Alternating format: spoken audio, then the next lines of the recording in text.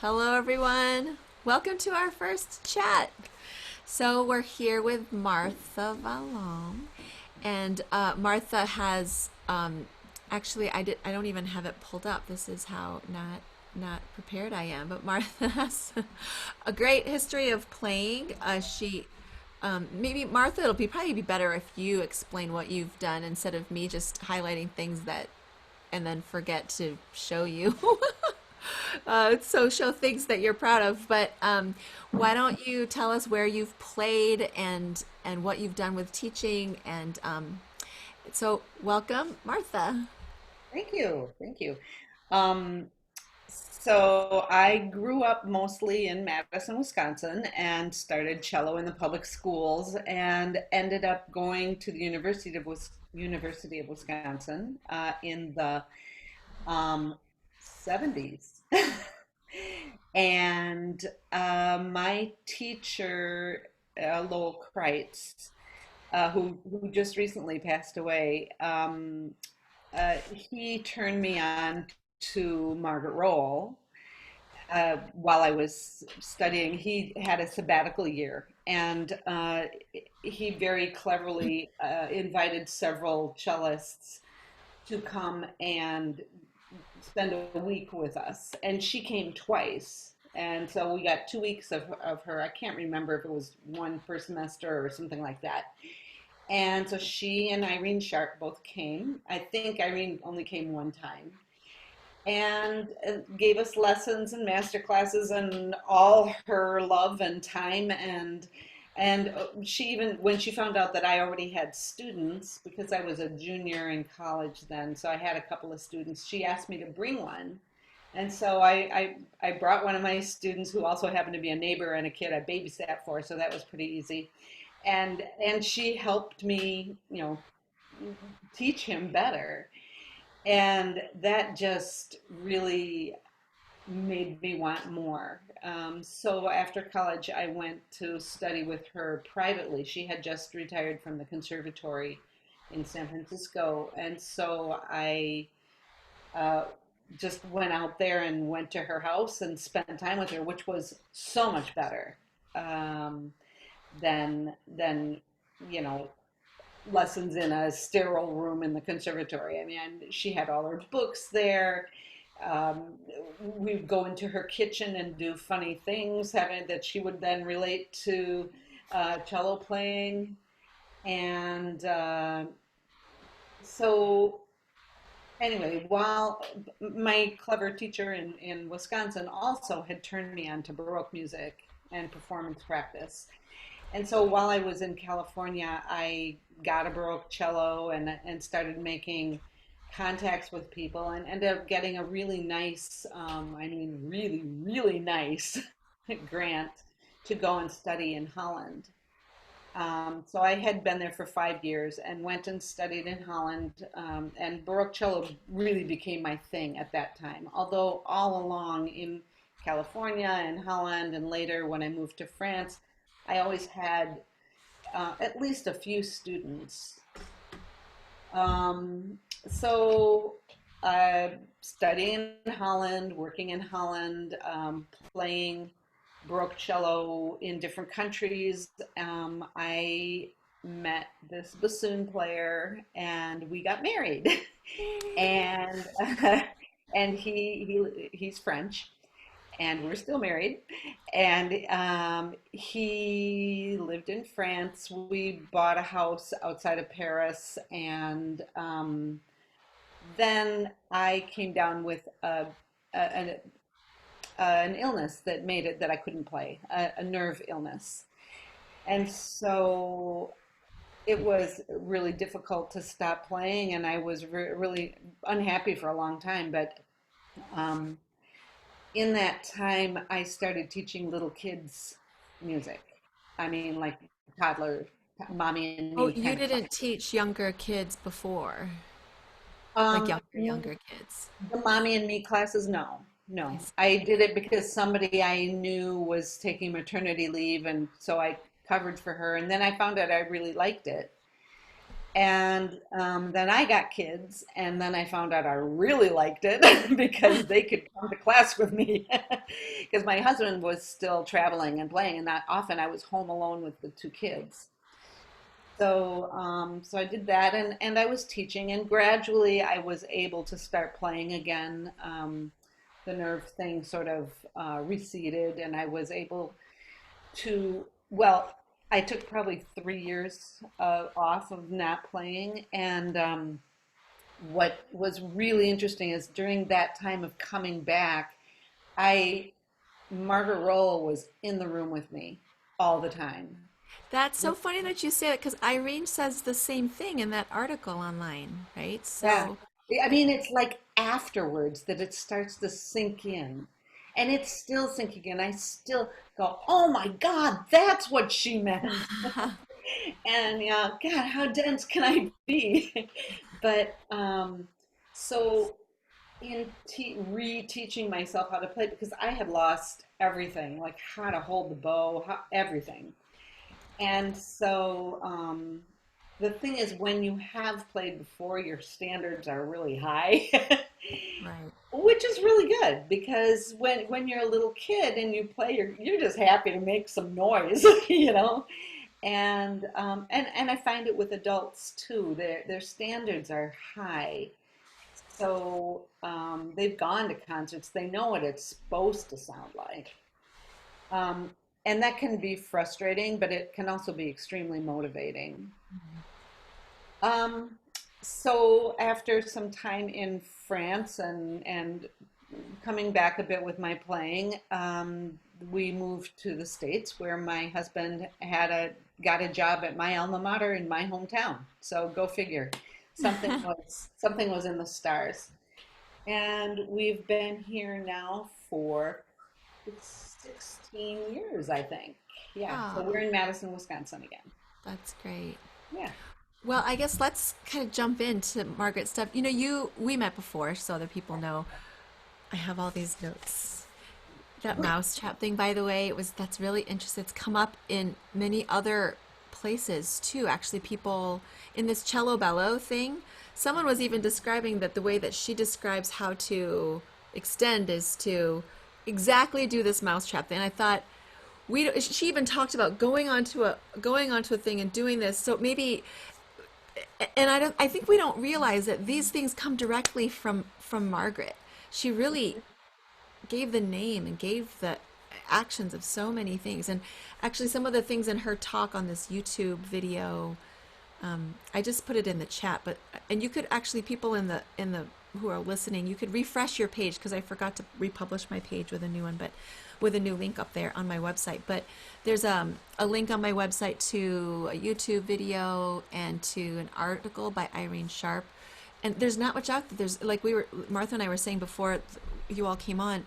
There's not even a Wikipedia article about Margaret, which is amazing because she's the one that gave us a lot of these words. And the bear hug is from her, directly from her. And that people weren't doing that back then.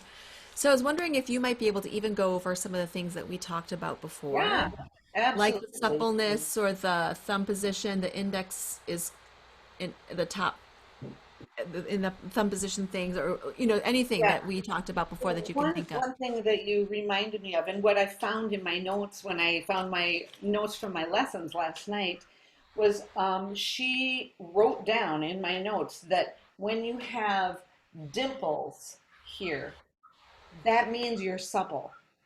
If you can make dimples there, it doesn't mean that you're playing with your hand inside out. It That's just means so funny that because it's just so counter to what I was thinking about. Sharon, Rob, no, Sharon, what is her name in Toronto? Little firecracker. She talks a lot about that same thing, especially for the people with small hands who have to do a lot of this oh yeah, that really helps it accommodation. if you can bring your first finger joint This here, one. which she called the hip joint, because hip, knee, foot.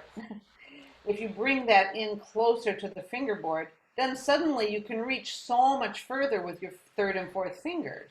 Right, right. And violinists, violin pedagogy, I think, is a lot more solid than cello pedagogy. Violinists will regularly say, just bring this in, and then they can reach those tenths.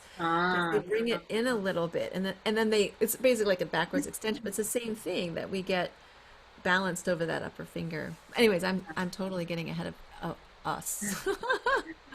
But it's exciting that you found those notes of yeah. yours. Well, and then I woke up to the article this morning that you sent out and I had read that before, but rereading it this morning brought back a lot of stuff. I mean, everything she said is just so true, and it's really great that she put it down in such a succinct way. It's if you haven't read that article yet, it's really worth reading. It just goes over so much of the Yeah. pedagogy. And it's a simple article. It's just an article. It's a Yeah, well, it's longish just kind one. of her memories Yeah, and it's but great. but really great stuff in there. And And I think it's everybody, nice that it highlights her character too, which oh is, yeah, this, sparkling eyes and energy. And I mean, I met Margaret when she was probably 79 or 78, and oh, I started studying with her when she was 80. So I got to play in that huge cello orchestra for her 80th birthday. That ah, was that's great. in the first few months first few months that I was there that happened. And what was I gonna say? Sorry, my brain is sort of going in all different directions. Oh, this bundle of energy that she had at 80 years old is just. I mean, I think of my parents at 80, and I'm like, oh no, it's not like that. It's most Right. people are not Are like not that. that spry. Yeah, and she sometimes would go, oh no, I can't do that anymore. But and then she would come up with the explanation, and or she literally this 80-year-old woman who was not huge. I mean, she was solid, but not large in any way. She would. Here, stand here. No, over here, stand here. And then she'd come and she'd push you down into a chair. She'd get you like in front of a chair. You didn't know what was coming. And then she'd come and just push you and you'd fall into the chair. And she'd say, you see where the strength come from. It's not from my arms. It's from my torso, from my body. And Right. that's what she was all about in everything she taught was and relating it to uh, you know kneading bread. Once we went into her kitchen and we were kneading bread, and she's like, see, you're not doing that with your fingers, you're not doing it with your hands, you're not doing it with your arms, you're doing it with your back and your So body. this is another thing that I loved about Irene. What we often do as teachers is we give this imagery, and then it's imagery. It's not experience, right? She would take you and knead dough, right? Yeah. And she would take you and do like hold the teacup and do all these Uh-huh. things. Yeah. So Yeah. would that happen off? I mean, you were older too. You were like 19 or 20, I right? was 22. Oh, I This see. is So, and she would after. still have you doing all of these Oh things. yeah. Yeah. I mean, yeah, we were crawling on the ground. I mean, Yeah, Irene talks about this. So, okay, the yeah. crawling. All right. Well, that's different things. One thing is that it shows you that, it's coming from your body. It's coming from your core. I mean, yeah, now we really use this word core so often, but she didn't use that. But anyway, and the other thing about crawling is that there's research that shows that babies who don't go through the crawling stage, they have rhythm problems. I think that the midline crossing problem is a rhythm problem. And I've talked to neurologists about it actually, and it's because of the coordination of the left and right, Yeah. because they can't seem to figure out how to do this and do this Yeah, separately. yeah, yeah, yeah. So, anybody who had any kind of rhythm problems, she'd have them down on the floor crawling. Wait, Uh, okay, let's walk this through. So let's say you have a rhythm problem and you're with Margaret Roll. She just said, let's get on the floor and crawl a little bit and then do the rhythm again. Is that what she would do? yeah, yeah. I mean, it sort of wakes up your body. Oh, And I wow. mean, some people would crawl like right, right, left, left, right, right, left, left. I Wait, mean, you had really, seen there this. are people who can't crawl. Oh, They're- you actually saw people like grown people, Yeah, not yeah. 4-year-olds. No, grown people. No, I was in master classes with people my age. Oh, now if anyone has a rhythm problem, it'd be like, get on the Yep. ground. Yeah, Let's get on the ground and crawl. And that's part of their practice. When they go home, they have to And do a couple minutes of she's crawl. totally right too, because now we have all this brain teacher research that's accessible to us on the internet about the midline, and all you have to, it's solvable. It's such an easy solvable problem. You just do more of this crawling, more things that Yeah, cross the midline. yeah, yeah. But she knew I this mean, way she back then. always brought things back to the core. One thing that she did a lot was making people stand up and play. Like not really stand, but just barely not sit. So you just bring your butt up off the chair, and you get thighs of steel if you practice this, and play like that. And this immediately improves someone's sound. Immediately, if someone's playing with a really floaty sound, you make them stand up and play, and suddenly they're focused towards that point of contact of the bow Right, and the because it brings string. everything down into your center, into your core. That it's Yeah, that core again. yeah. And when I teach, middle school classes at Music Clinic here in Madison, yeah, I'm like, don't make you stand up, 'cause they really don't like doing it because your legs start to tremble. I can do it for like, I don't know, 5 or 10 minutes because I've practiced it for years. Well, you're And good. yeah, That's well, and good. I'm always like saying, look, if I can do it, I'm 62. If I can do it, you can do it. You Right. know, okay, we're on. Who can do it longer? I always win. So what else did she do with you? Do you remember what else Um, she would have you take you and do outside of lessons? What do you there remember her? was, well, there was one time where she had a Sunday morning master class. She didn't have them regularly at that time, but there was one time when she said, "Yeah, we're gonna have a master class with Frank, and yeah, come on Sunday morning." And I said, "Oh, my mom is visiting. Can I bring my mom?" And so my mom, I'm like really proud that I'm gonna play for, I figured, Frank Miller, who was in town. The Chicago Symphony had played a concert the night before. She always had somebody around, some well-known cellist around uh, her house when they were in town. So I thought, ooh, we're all going to go up and play for Frank Miller. So I warm up in the morning and I choose what I want to play, and we go up to her house, and out comes Frank, her lodger, and it was a karate lesson. We're having a karate lesson with Frank the lodger. Wait, he was just lodging with her, and she Yeah, I decided to make a mean, big deal of this. yeah, I mean, she figured I knew who she was talking about, Frank the lodger. and and he was a black belt in karate, and he was teaching us that stuff about like pushing into the chair and things like that, where your energy comes from your core. It was we learned so much more from him than we would have learned from Frank Miller. Right. That's so funny. But so then she was always getting people outside of music, right? She was always talking Oh to yeah. non-musicians about the cello, right? Say that again, I didn't So she talked understand. to doctors, karate Oh instructors. God, She's yes. really into that, right? Yeah. Yeah.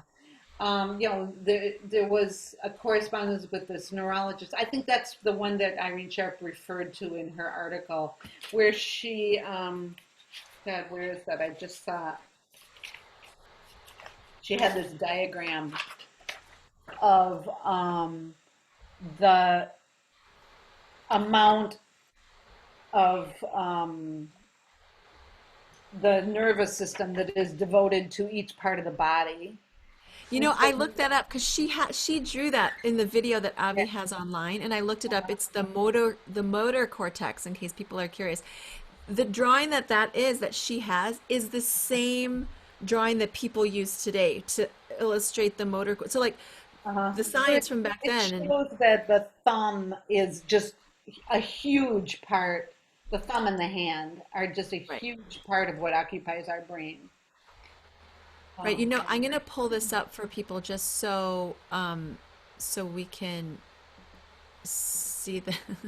This is not gonna be exactly the same as what she has, but how can I do this? Mm, but I was just really interested that even despite all of these years between, I don't know, that was probably what, 50 years ago, right? Don't you think that she was talking about this I stuff? would think so. Yeah. Oh, yeah. Oh, yeah. Yeah, definitely. Well, I mean, this stuff, this is Oh, the yeah. brain. There it is. Here's the Yeah. motor cortex.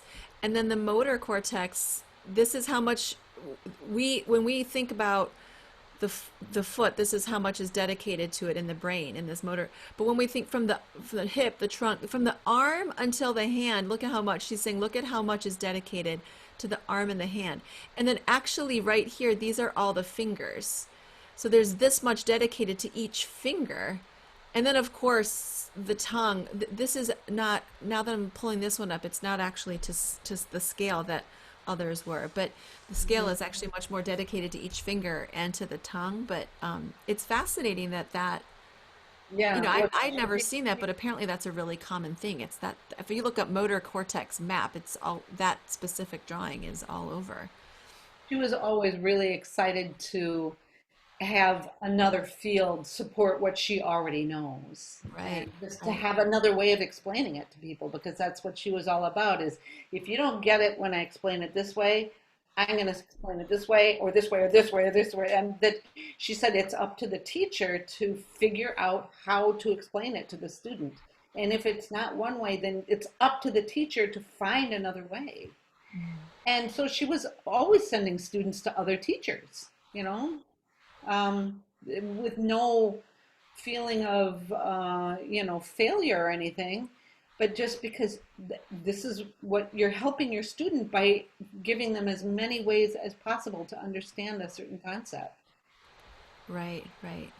And so you were, so you were in your 20s, right? Yeah. So then would she have recommended while you were with her to go to other teachers and stuff like that? She would do that kind of thing Well, too. she never did. I mean, she knew that I was doing stuff with Baroque cello, which, by the way, she totally did not get.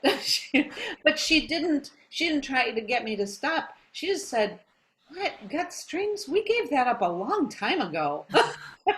Because she learned on gut strings. And she said, "I don't know why you want to do that because the metal strings are so much more reliable." How Um, would you describe what you saw in the pedagogy when you were young? Like even, well, how old were you when you started cello? I was 10, I guess. 10, yeah. So you probably had one teacher or two teachers before you had Margaret. I had one, two, three teachers through high school, and then my college teacher. So four teachers before her. So how would you describe the, in terms of the way teaching happened then Oh my and what God, she was doing? different planets. I mean, most people just had never been exposed to that way of looking things, this sort of holistic way of looking at things. I mean, we could be anywhere. I mean, she was giving me a ride home or something. She'd be gripping the steering wheel and going, "Oh, see, it's just like playing cello." I mean, she could relate anything to cello. Oh, climbing a mountain. It's just like playing cello because you need your center of gravity. Everything comes from the body. And she talked about that a lot. She was the first woman on top of lots of mountains in California in like the 20s.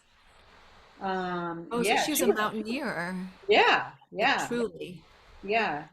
And she had pictures of herself and her sisters climbing mountains in dresses. I mean, skirts, and like bringing them up. They would have pants underneath, but you didn't wear pants in those days. Really, just without a skirt. So they'd like hitch their skirt up and tuck it into their waistband so they wouldn't trip on it climbing up the mountain. I mean, and really going up walls. Wow. It was incredible. Yeah. Um, and she would relate that to it. I mean, everything. You know what? I'm just looking over the top of my computer. I'm looking at this picture that I keep of her in my studio Oh, that's so lovely. doing the bear hug. That's great. Yeah. Oh, Yeah.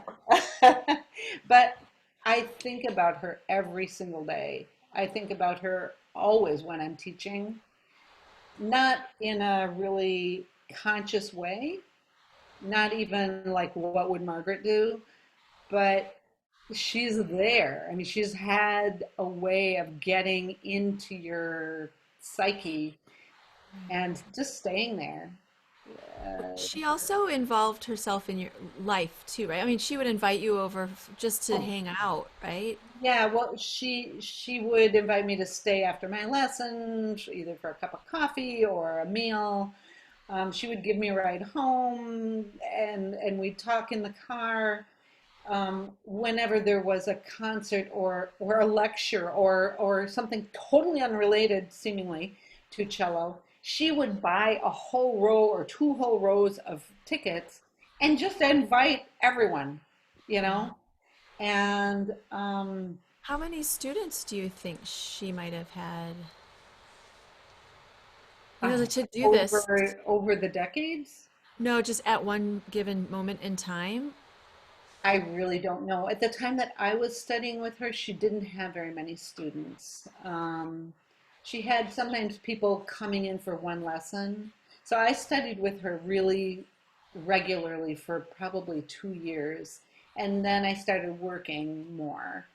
And so I didn't have as much time, but I would still go once a month and then once every 2 months. And then after 5 years, I got this grant to go study in Holland. And so then obviously I didn't go anymore. But it sort of, nobody's ever not a student of hers. You know, you can She would always just come call back. you if she thought about it. So there's a side of her Yeah. that's an absent-minded professor type, right? Is Oh, that yeah. true? So she'd Yeah. just call you on a whim and if she Yeah, and thought of you. she wrote to me when I was in Holland, and the last letter I got was written by someone else saying I'm helping her. You know, it was an aid of some sort. Um, and she hired me at one point to organize her music library because absent-minded professor that she was, she would just like go grab something that someone needed and then figure, oh, I'll put that away later. And she had these piles of music all over the place. And so my job was to create a sort of system of putting all this stuff away. And I would go and I'd get a couple of piles put away in an hour or so. And then the next time I'd come, there would be like three or four more piles. Like that, you know, and I never ever got everything put away. It was not possible. So there were students coming and she was pulling stuff out all the time. Um, but it's funny now because now I have piles everywhere. I'm really You do proud what of you know, I guess. that. Yeah, If it's okay with you, let's start talking about some yeah, technique. yeah. So I don't know what if you have your list still, Oh, or if you want to just start going through and talking through some of the things. yeah.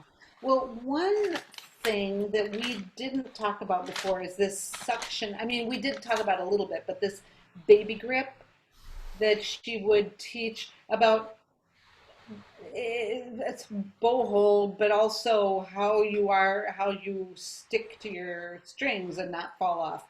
And so she would describe how you put your finger into the baby bassinet and the baby grabs on, the baby who has no muscles or anything, and just gloms on. And you can't pull your finger out. And you can do it to yourself, but it's more fun to do it to somebody else. Or to grab their finger and show them what it, it's just sort of like you've got this glue on your hand. You don't have to squeeze. And that she's showing that this strength comes through your arms almost like an electrical cord. and then the energy comes out in your hands without having to use muscle. It's some other force in a way. It's kind of like those Chinese handcuffs, that you used to Right. get at the fair. And, Oh, and that's what I was talking about, the finger ones. yeah, yeah, you put a finger in each end and you pull, and it's made of this sort of basket weaving stuff that Right, tightens as you right. pull out. And it just tightens. It's not because it becomes any stronger. It just, yeah. Mm. Um, and that also help. I'm looking for a paperback book because that's what it works really well with. Hang on a sec. Um, okay. So that also holds true for, you take a book like this and you put your hand on it and you can push and then she can get the book away, or you can glom or, get that and let your arm be more supple. And then you yourself can hardly pull your hand off the book. Oh, You see what I mean? yeah, Yeah.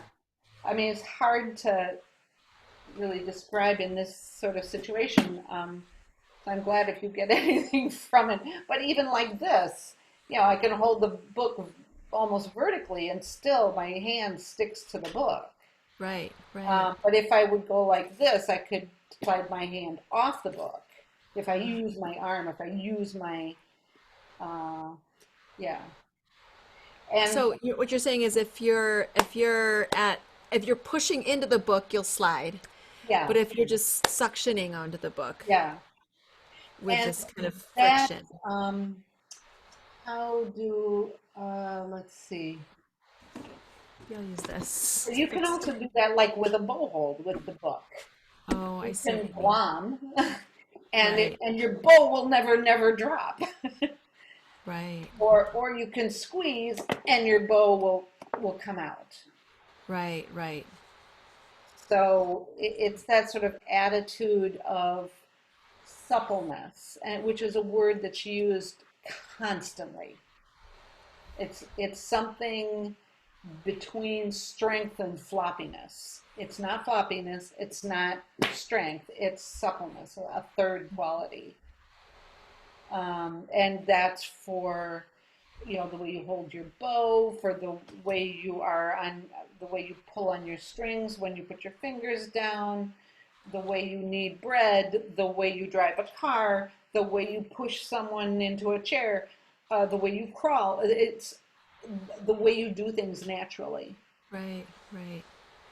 Could you talk about how she would talk about that suppleness with the left hand? Because that's a kind of the crux of why Irene and most cello pedagogues go in different directions. And I think it comes from this supple feeling of because Margaret did the cling thing. Is that right? Am I remembering Well, right yeah, from I the talk? mean, put your, she'd put your fingers in between two strings Keep talking. I'm gonna rather get than, my I'll get my cello just one sec.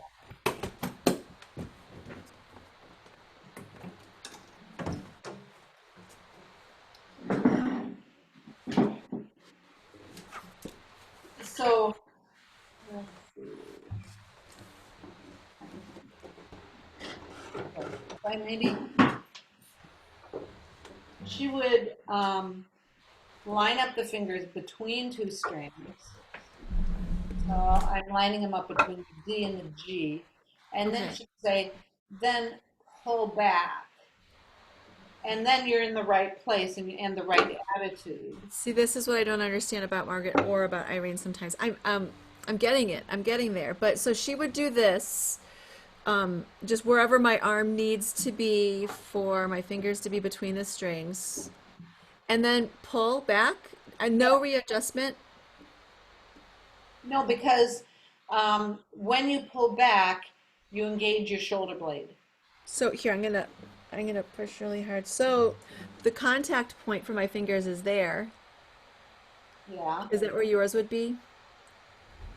Yeah, I think so. Does that make Oh, sense? yeah. Let's I mean, see. she really talked about playing on as fleshy a part of the finger as possible for tone, And because not fingertips, right? if you get too much bone against steel string, against hard ebony, then you get a harder sound. That's And the she, thing that when I started doing this, really doing what she and Irene talk about, I'm not on top of the string, right? I'm on the side of the string. I'm not you're, pushing the string you're, down all the way. you're at And it, like 1 o'clock or 1:30, right, which I never not at understood until 3 o'clock. I met with Garth Cummings, who's going to talk with me later, and he got me to do it. I sound so much better. I the other way when I'm on top of the string, which is what I've been doing and what I've been teaching, is get on top of the string and pull into your chest. Then there's a squelching of the vibration. And Hmm. actually, if you're on the side of the string and don't even push the string down all the way, but just enough to get it to engage, then the the cello just rings. And I'm not 100% down. And I didn't realize that Yeah, was possible. she said there should actually be room under the string, because if the string is pressed against the ebony, then you're going to get a hard sound. See, 5 years ago, I would have been like, that's just wrong. But Well, after it's seeing more it, like the amazing. string goes up In. into the flesh of your finger to be stopped, rather than against the ebony to be stopped. So in between, and then okay, Yeah. so then this motion, what would she call this, the cling motion? Is that what that is? Yeah, I guess. I mean, I don't remember her using the word cling, but she would talk about, okay, so you've got a little ball in there, and you're kind of pulling into that little ball. Oh, okay.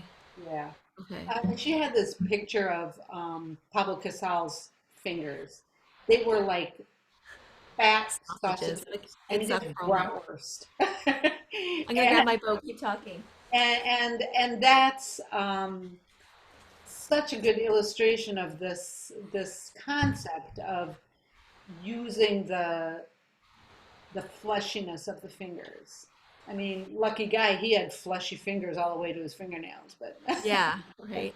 And yeah, and then there are the people, and I think that this way of thinking about it makes it so that the people like who have like Yo-Yo Ma's fingers, where I don't know, I've never seen his fingernails, but I imagine the finger is a little longer because Mm. he's always like this or collapsed Well, he collapsed. I don't know if I agree with that, right. but But works for that him. yes, it's right. Well, except sometimes you think, well, why does he wear a back brace? Is that part of Uh, it? yeah. So we're gonna stop trash talking Yo-Yo Ma, but.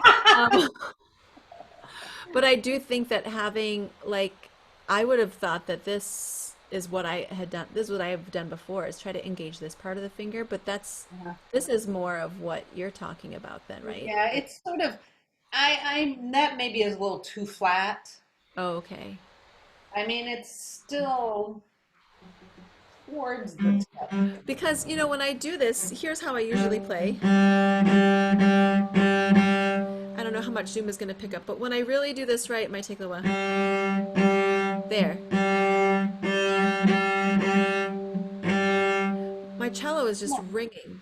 There's a more character to the sound. You can Yeah. hear that even through the computer, right? Yeah, yeah. I And when mean, I push, it's choking. it's choking. Yeah, yeah. And Irene, she's not the nicest woman. Let's just I was so angry when I was working with her.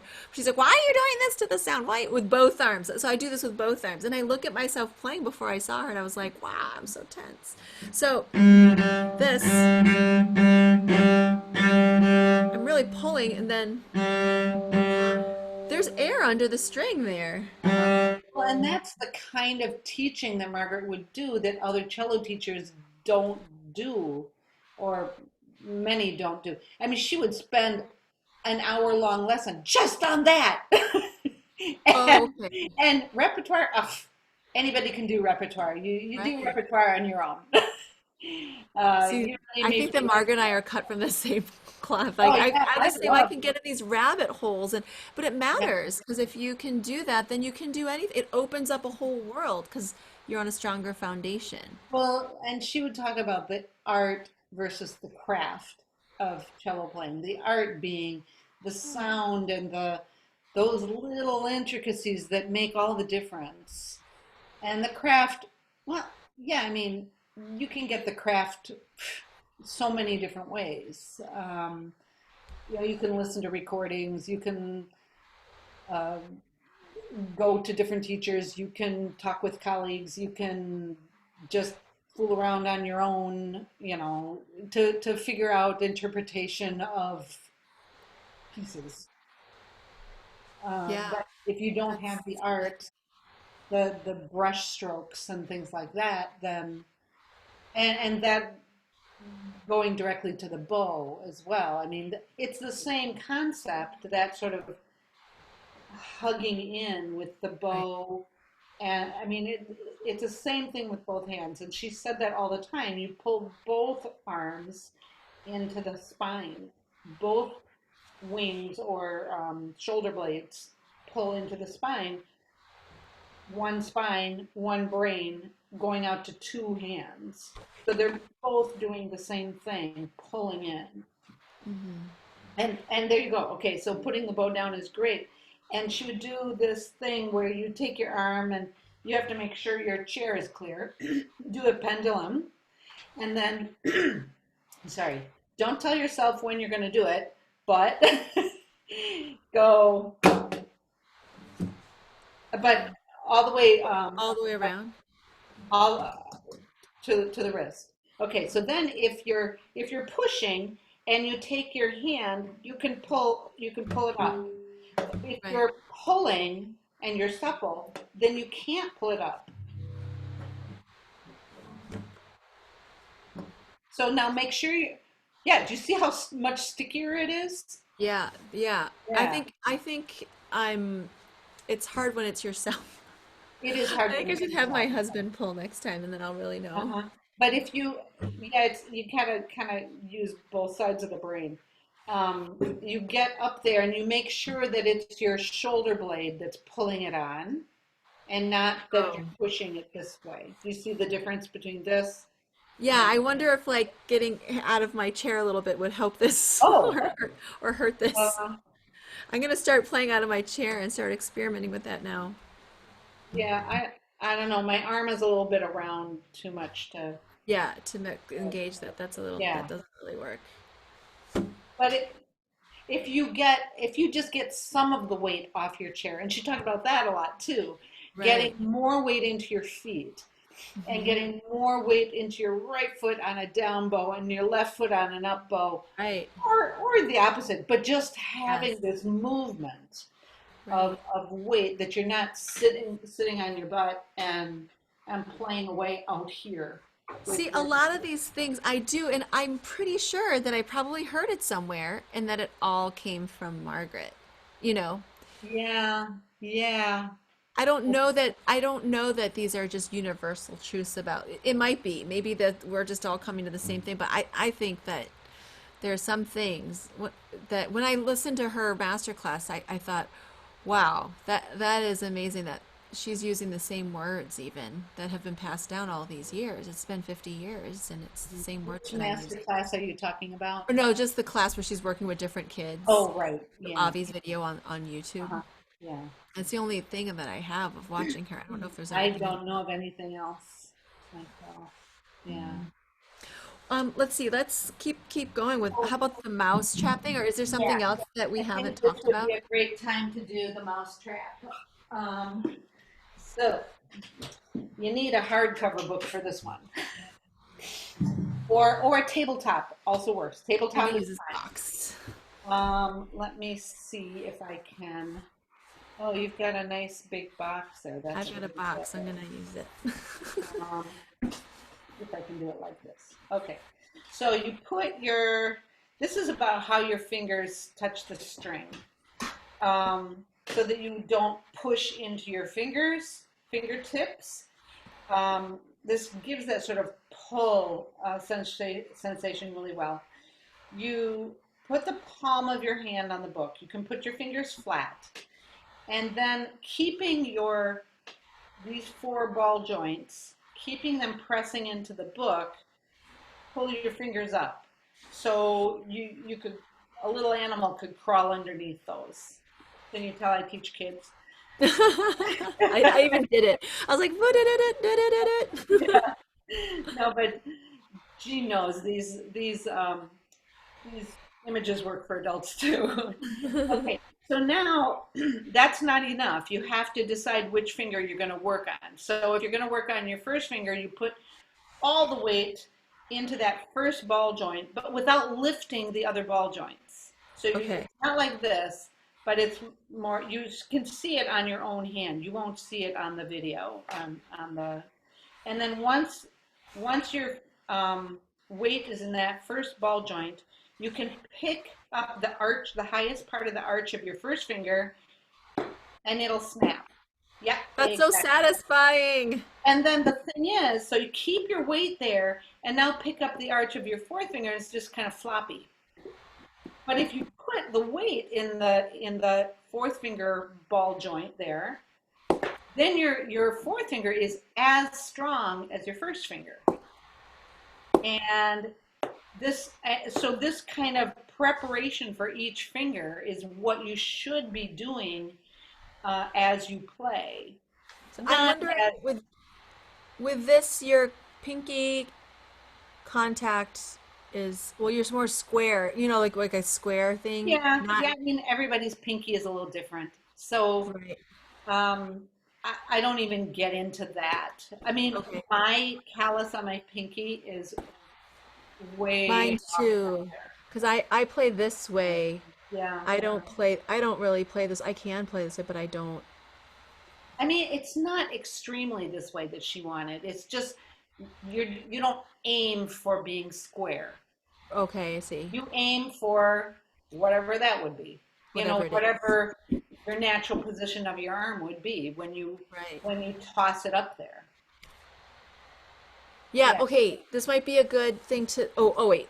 Maybe how would you relate this to the actual instrument? So, uh, okay, that's so when you it's that same thing about pushing on your fingertips or pulling into that little ball. Right. Your these four joints need to stay supple. So there's this dimple that you can make, but that's as bad as playing like this. To play You mean that way all the doing time. this too much is Yeah, too bad. well, she called those push-ups. Uh, Okay. so you have to show her that you can do your push-ups to show that that is a supple part of your hand, and you know that it's springy, and then you just let it go wherever it is. You let it sit wherever Oh. it sits. And for some people, there might be you might poke out a little bit. For some Oh. people, maybe it's going to be completely flat. It depends like how much fat you've got back there on your hand too, Right. you know. Oh, And so you would do push up, push up, push up, push up, and and then then just just release. yeah, just leave it. And then And what would you or she say about this area of the arm? You just release everything? well, you're still pulling into your shoulder blade, so you should be able from that point to make the lower points of your shoulder blades kind of stick out. You know how you can Yeah. feel it sticking out? And that's something with especially young students up to middle school that they have trouble sort of locating that. Yeah. So if you put your flat hand against their shoulder blade, they can sometimes locate that. So you make that, you kind of activate that point. It's not that you have to like contort yourself and make it stick out. You just have to activate it. So once Yes. that's activated, you get this sort of That feeling. pull. So I And was amazed, I mentioned this to you before, but I've since worked with even more students on this mousetrap thing. So when we first did it, however long ago that was, I thought, okay, all right. But I'll try it. I'll try it and see. Just like everything else that's it ended up being central to what I do. So, and then what I was amazed at is that feeling of this pulling into here, and like I said to you before, not just yeah, it's not that. It's not a it's not grip. it's not this, it's of course it's not this, but it's not even like keeping some kind of structure and pulling the whole arm. Right. which some people say will just feel like you're hanging, but hang off your fingertips. That's not really it, actually, if you really feel the strength of these ball joints. That's the problem with words, with trying to describe it, is that it takes on a little bit different interpretation for each listener. Right. And I don't, that's another thing, right. The beautiful thing about Zoom is this mouse trap, all I say is do this. Isn't that fun? Doesn't it sound great? And every kid is like, they use the word that's so satisfying, or I love that sound, or this feels so cool, or how is that so loud? Yeah. And then, and then when they get on their cello and then they vibrate, most of it I've done with vibrato, Uh-huh. opening up the vibrato. They're like, how is this working? I'm like, I don't know. Why is it working? I don't know. Well, It it just because free. if you're in your fingers, you end up with this either electric vibrato, this kind of Yeah. vibrato, or you end up with something just really uneven. Whereas if you she talked about playing with, as if you have no hands. So you're playing with the stubs. In fact, we would often play like this, like play Twinkle Twinkle Little Star, play something like this, and find the notes. Oh, well, that gets into one finger stuff. But anyways, so that you see that your sort of balance is in your arm. It's not in your finger. It's Mhm. The finger is just an extension of the arm. Whatever you're doing like this, you're also doing like this. And if you can get the sort of feeling of when you're playing with your fingers, that you're actually playing with the stump of your arm. I don't know if that makes any sense at It all. does. I'm gonna have to think about that, but that does make sense. Yeah. So as if the stump of your arm had four fingers, four little teeny teeny fingers, and you could Which go they do because that's where our hand, exactly. that's where And those so fingers originate. when you're the teacher and you're looking on that side, you should actually see in the arm which finger they're playing with. And that's where the thing that you described so well about prepping your finger for, okay, you've got to be on your fourth finger here before you put your fourth finger down. Right. And that's the mousetrap. You have to be here before you release it. Ah, And all that, of course, when you start thinking that way, you can do one finger and then one finger and then one finger. And it all has to happen lightning quick when you're right. playing a little, fast stuff. But it does come if you learn it well, slowly, your body would just assimilates it, spits it out fast. That's great. What are Uh, we missing? one finger. Yeah, so the one finger scale, she was really big into that. One finger scale, one finger heightened B major, one. So then as literally just da da da da da da in tempo, would she do it in tempo? Yeah, yeah. I heard students of hers like play uh, Haydn or some concerto with one finger, and of course, not the chords and stuff, but um, or at sort of cello club functions, people would say, "All right, we're playing, Bach D minor, one finger. Who's in?" And a bunch of people would start playing Bach D minor, one finger, and it'd be gorgeous, really, really beautiful. And the thing about it is, it really wakes up your ear. It doesn't. It shows you that just because you're using the right finger doesn't mean you're playing the right note. As So when you do it, what do you feel like, even if you go to it back to it these days, what is that one finger scale? So it's for to center the ear on the, you mean the pitch or the core of the sound, or Well, it's what do you? imagining the pitch that you're going to before you go to it.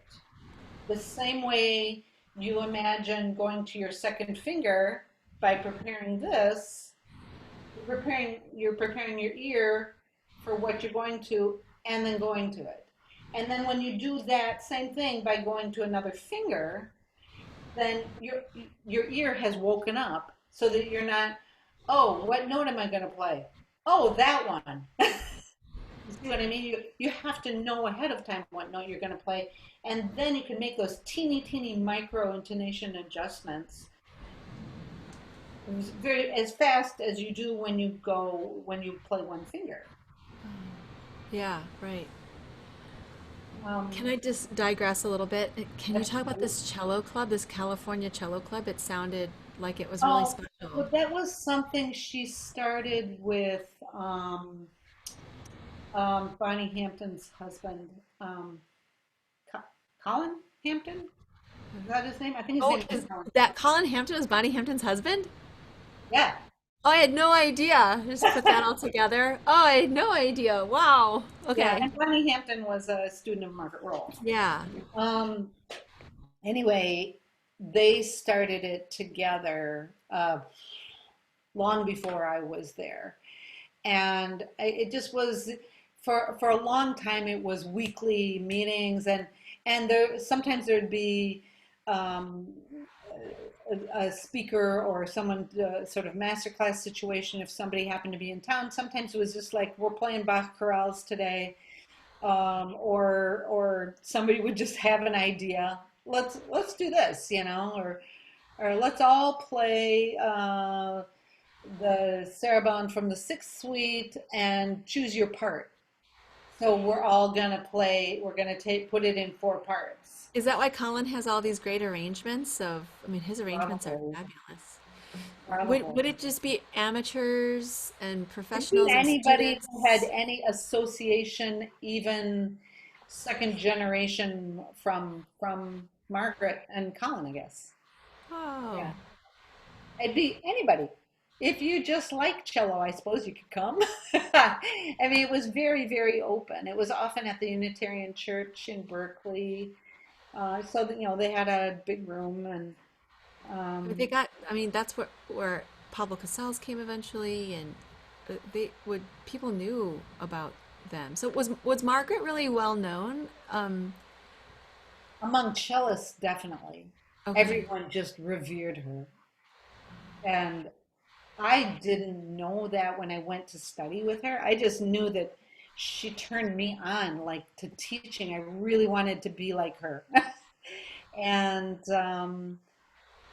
I had not heard of her before. I mean, as a 22-year-old. But I just knew I needed more of what I had had for in those 2 weeks in college, um, and she was willing. That's so great. It's so cool to. All right, what are we missing? Anything? Oh, scoops. Oh, the scoop. What is that? That's your um, the one where you play on three Oh, different touch sides. sync go. Oh, it's No, no, oh, the it's D1, D3. seesaw. Yeah. Oh, seesaw, is that what it's, I forgot what it was called. But she would turn that into not three sides of the string, but a million sides of the Oh, that's string. what that is. See, it's Infinite nice that sides. you know my language, so you can explain what she's doing in my language. That's what that is Uh-huh. caressing all the sides of the Yeah. string. And then relating that to how you pet a cat. You know, you pet a cat, you start with this side of your hand. You Oh, end that's with the what the pet the earthier side cat of and, means. yeah, and then that also is you wouldn't pet a cat by pushing. You would never pet a cat like that. Push Oh, and that pet. just It's like your arm is supple. It's just another one of those things. So you just kind of pet the string, and the point is Oh, cat. that's what scoop is. Irene would get so angry with me. She's like, just scoop, scoop. And she'd just Oh, yell and scream. I was like, I'm trying. I thought it was my arm. no. It's at the point of contact. At the So point of is contact, you're scooping out of the string. so is this right? Would that be it? I Let me see. guess. I mean, I have trouble seeing from every angle. Yeah. Well, maybe that's not it. There is a certain amount of pronation involved, but I never, for a student, I would never talk about pronation because then they immediately do too much. Right. Yeah, but Oh, I see. Yeah, So as I go, I'm gonna just yeah, roll. exactly. And there you are playing, you need to play with your stump, your arm stump again. It's not about what you're doing with your fingers. Your fingers react to what your arm does. That's what Irene would say, something about let And it all and go there too, the same as on the left-hand side, you feel your shoulder blade activating on the down bow. on the And, left side too. Oh, and so both shoulder blades are kind of,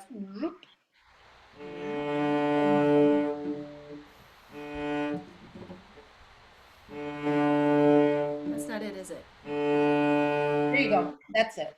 That was it, right? Yeah. Oh, I'm like so on the cusp of not. I'm just barely getting it. I feel like I'm like, You get a lot of ring then. yeah, You get a maximum vibration of your cello.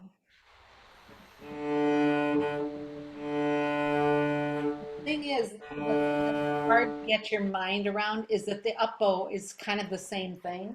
For your hand, it's going the other way, but your shoulder blade also has to engage for the up bow. It's not like it engages for the down bow and then doesn't engage for the up bow. Engage, engage, yeah. engage, So pull engage. down, pull down. Yeah, yeah, yeah, right. Yeah, So the up bow would be this way, exactly. Yeah, right? yeah. And the way she gets this is for young students, well, and also 22-year-old students, uh, is doing full moon bows, where your hand actually, let me get my bow.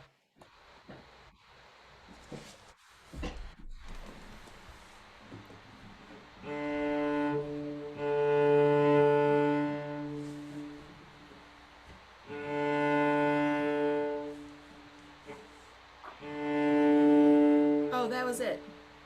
Oh, I engaged the string differently. Yeah. It felt Yeah. lighter.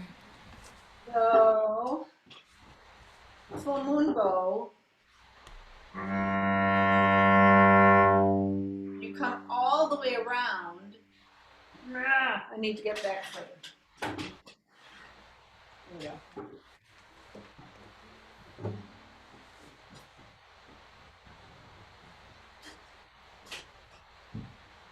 Okay.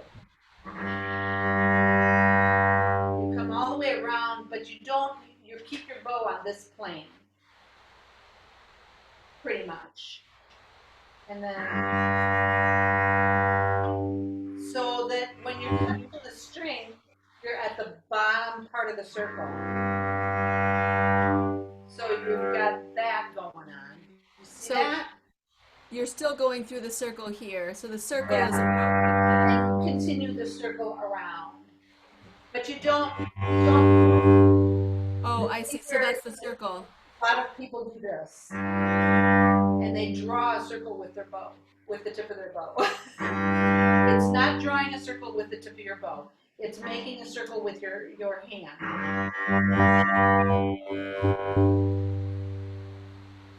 And then when you're kind of coming in for a landing like an airplane. Oh, this is what Irene was trying to get me to do, and I just had such a stink face on my face the whole time. She's so mean.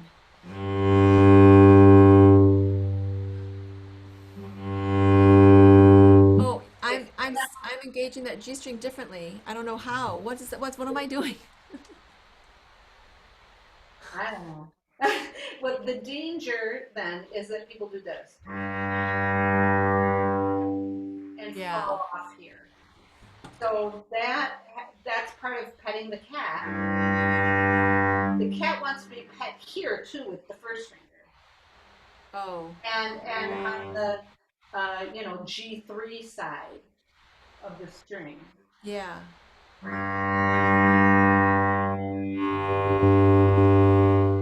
Oh, and that's the release. That helps with the release of that note. Yeah, and helps the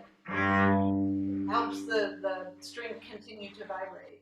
Uh, that You know, resonance. I feel like what that does for the string ringing is the same thing that my not being on top of the string and squelching the sound is doing. Yeah, Because it's that idea is first of all that it's a horizontal, of course it's a horizontal motion and we don't want it to be a vertical motion, but the circle is quite large. uh-huh. And if we think of it that way, and granted, like most of us probably think of it in some way this way, but there's something about this that's a little different.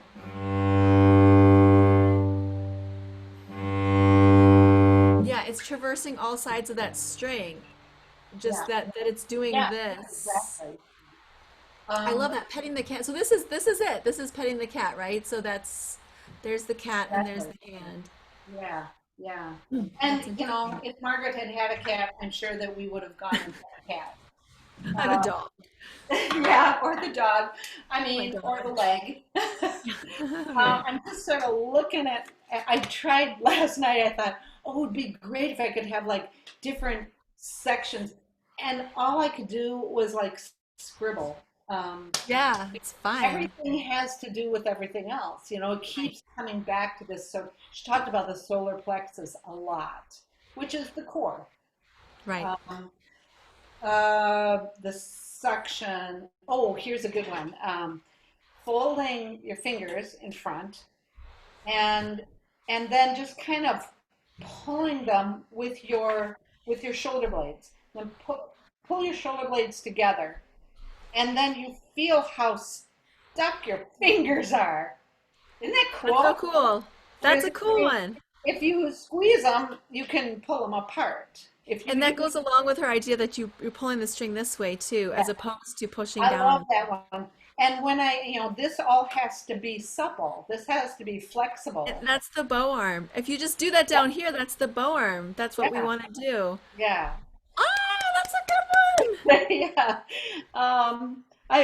I found I'm references gonna to water screenshot. skiing. Wait, do that again. I'm gonna Oh, screenshot you so I don't forget. Okay, good. um, I found references to water skiing, to swimming. Water skiing. I mean, if you go like this and really trying to hang on, you will fall. Right, Water right, skiing. I don't know anybody if you guys have water skied or not. Um, Swimming, your arms pull back. Your back is really right, involved in swimming. Or however you swim, your arm pulls back and your body goes forward. right. Um, and that pull is so important in everything she would teach. Direct connection to the back, the shoulder blades as wings. Um, Suction, suction, suction, suction. um, yeah, I mean, and she just about life in general, she had such a message of resilience. I mean, she had cancer. She didn't think about it. It was like, oh yeah, yeah, yeah, a little bump in the road, and at times I told her something that was happening in my life that was making me sad or something, and she'd say, "Well, got to remember those good times. You got to really remember that good times come back." And she was just so resilient in every way, and including in that your hand is flexible and resilient. Right, right. Everything was about that. Um, she had some really bad thing happen to her that made her stop playing for some time, like tuberculosis, maybe. I'm not sure what it was, but um, I thought for a long time it was tuberculosis, but nothing I've ever read about her said she ever had. But anyway, she had something really bad that put her in bed for a year or more, and couldn't play at all. And I really thought about that during the time that I couldn't play because she said that's why she could teach. Because before that happened to her, she didn't know how to teach because she had been kind of a natural as a kid and sort of a bit of a prodigy, and she didn't think about how she did things. She just did them. And she said as an adult, when she had to relearn how to play, then she really became a better teacher. Yeah, that's true, right? And then the more you try to teach, the more you realize you don't know, and then then Yeah. that cycle begins. Yeah. Well, I don't know if any, does anyone want to just come on camera and ask any questions or anything of Martha? I don't know, some of you who, I don't know who's actually there, who's like making lunch, who's taking a swim. But you're welcome to, by the way. I think that we're wrapping up. Hi, Erin.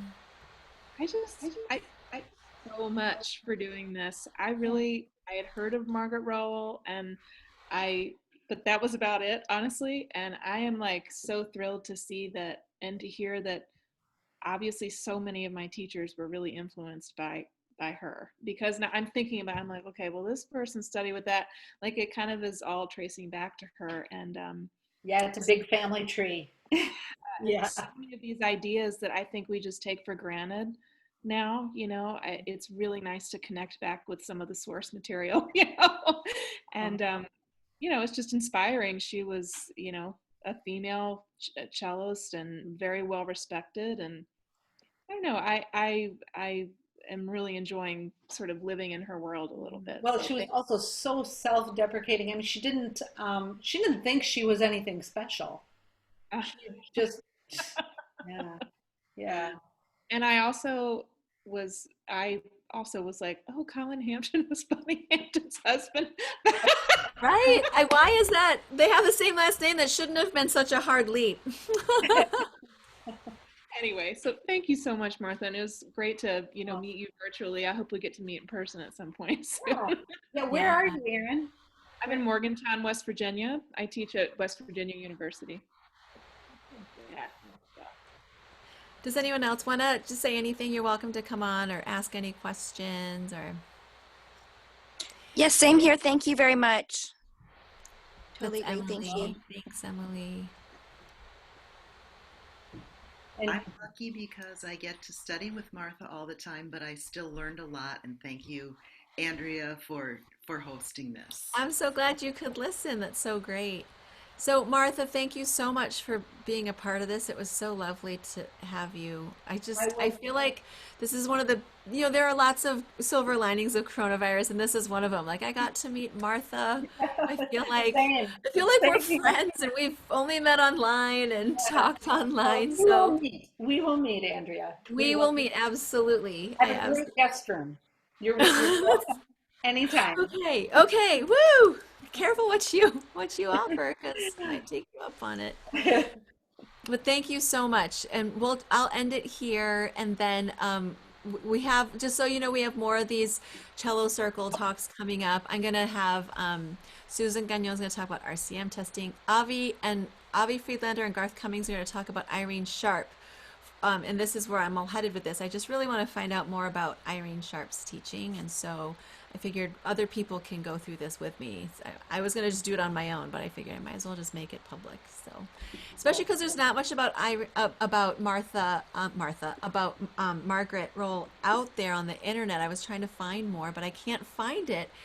So I don't know. I just feel like we cellists have to do some kind of Wikipedia search for her, some kind of banner waving on her behalf, because she was so pivotal to what we do, and it would be great to have her as a bigger internet presence, but that it's hard to do because I don't know her. So Sounds I'm like telling you, sounds like Martha. Martha could write one. You I was could like, write Martha, you could do it.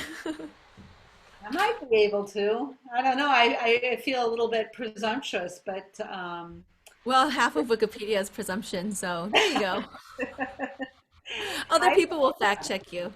I'll think about it. That would be a great way to honor her. I just want to say thank you so much. I studied with Irene Sharp just for 2 summers at Bowdoin, and it's bringing back so many memories, and I'm going to be messing with it on my cello. Thank you. Awesome. Great. Thank you, Martha. Okay. Thank you, Thank you. everybody. It was lovely to see you. Nice We'll to talk see again, everyone. Martha. Okay. Bye Bye. bye.